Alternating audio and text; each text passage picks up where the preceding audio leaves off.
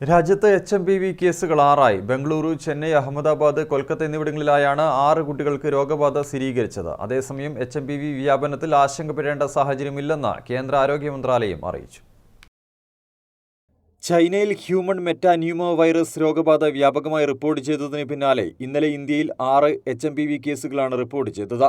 ബംഗളൂരുവിൽ 2, ചെന്നൈയിൽ 2, അഹമ്മദാബാദിലും കൊൽക്കത്തയിലും 1 വീതവുമാണ് രോഗബാധ റിപ്പോർട്ട് ചെയ്തത്. കർണാടകയിലാണ് ഇന്ത്യയിലെ ആദ്യത്തെ HMPV കേസ് സ്ഥിരീകരിച്ചത്. 2 HMPV കേസുകൾ ICMR സ്ഥിരീകരിച്ചിരുന്നു. 8 മാസം പ്രായമുള്ള ആൺകുഞ്ഞിനാണ് ആദ്യം രോഗം സ്ഥിരീകരിച്ചത്. പിന്നാലെ 3 മാസം പ്രായമായ പെൺകുഞ്ഞിനും രോഗം സ്ഥിരീകരിക്കുകയായിരുന്നു. 2 കുട്ടികൾക്കും വിദേശയാത്രാ പശ്ചാത്തലമില്ലെന്നും കണ്ടെത്തിയിരുന്നു. ഇതിന് പിന്നാലെ ഗുജറാത്തിലെ അഹമ്മദാബാദിൽ 2 മാസം പ്രായമുള്ള കുഞ്ഞിന് രോഗബാധ കണ്ടെത്തി.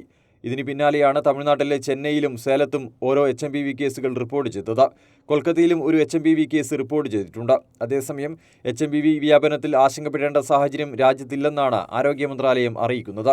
രോഗികളുടെ ആരോഗ്യനിലയിൽ പ്രശ്നങ്ങളില്ലെന്നും ലോകാരോഗ്യ സംഘടനയും ഇന്ത്യയിലെ സാഹചര്യം നിരീക്ഷിക്കുന്നുണ്ടെന്നും ചൈനയിലെ വിവരങ്ങൾ കൃത്യമായി അറിയിക്കുന്നുണ്ടെന്നും ആരോഗ്യ മന്ത്രാലയം കൂട്ടിച്ചേർത്തു.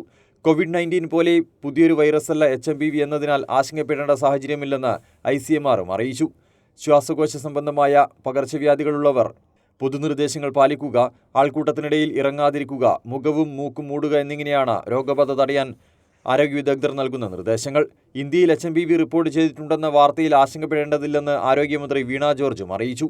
വൈറസ് ബാധ സ്ഥിരീകരിച്ചതോടെ സംസ്ഥാനം നേരത്തെ തന്നെ നടപടി സ്വീകരിച്ചിരുന്നു. ആരോഗ്യ വിദഗ്ധരുമായി സംസാരിച്ച് പ്രതിരോധം ശക്തമാക്കിയിട്ടുണ്ടെന്നും മന്ത്രി വ്യക്തമാക്കി. News desk, Kannur vision.